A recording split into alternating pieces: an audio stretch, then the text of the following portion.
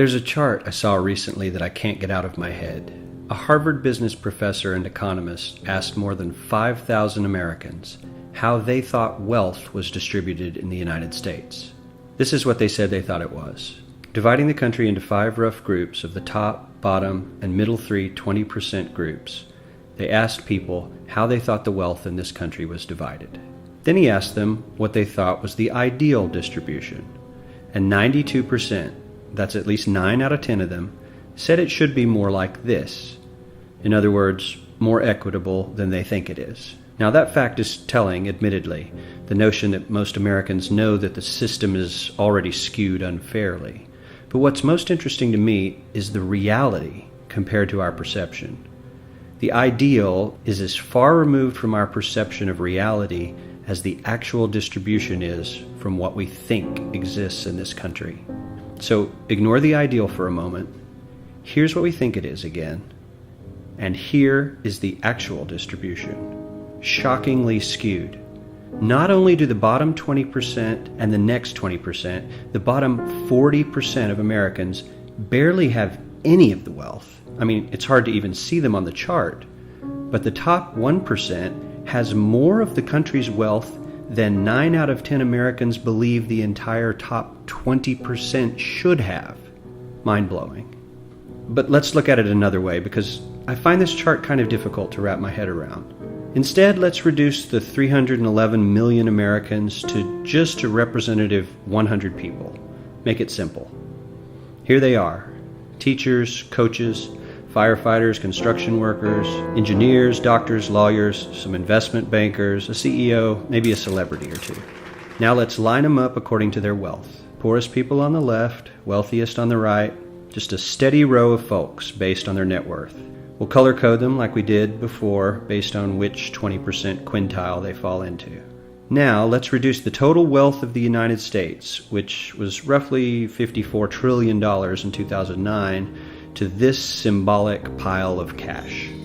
And let's distribute it among our 100 Americans. Well, here's socialism, all the wealth of the country distributed equally. We all know that won't work. We need to encourage people to work and work hard to achieve that good old American dream and keep our country moving forward. So, here's that ideal we asked everyone about. Something like this curve. This isn't too bad. We've got some incentive, as the wealthiest folks are now about 10 to 20 times better off than the poorest Americans. But hey, even the poor folks aren't actually poor, since the poverty line has stayed almost entirely off the chart. We have a super healthy middle class with a smooth transition into wealth. And yes, Republicans and Democrats alike chose this curve. 9 out of 10 people, 92%, said this was a nice, ideal distribution of America's wealth. But let's move on. This is what people think America's wealth distribution actually looks like. Not as equitable, clearly, but for me, even this still looks pretty great. Yes, the poorest 20 to 30% are starting to suffer quite a lot compared to the ideal, and the middle class is certainly struggling more than they were, while the rich and wealthy are making roughly 100 times that of the poorest Americans and about 10 times that of the still healthy middle class. Sadly, this isn't even close to the reality. Here is the actual distribution of wealth in America. The poorest Americans don't even register. They're down to pocket change, and the middle class is barely distinguishable from the poor. In fact, even the rich between the top 10 and 20 percentile are worse off. Only the top 10% are better off. And how much better off? So much better off that the top 2 to 5% are actually off the chart at this scale. And the top 1%, this guy, well, his stack of money stretches 10 times higher than we can show. Here's his stack of cash, restacked, all by itself. This is the top 1% we've been hearing so much about. So much green in his pockets that I have to give him a whole new column of his own, because he won't fit on my chart. 1% of America has 40% of all the nation's wealth. The bottom 80%, 8 out of every 10 people, or 80 out of these 100, only has 7% between them. And this has only gotten worse in the last 20 to 30 years.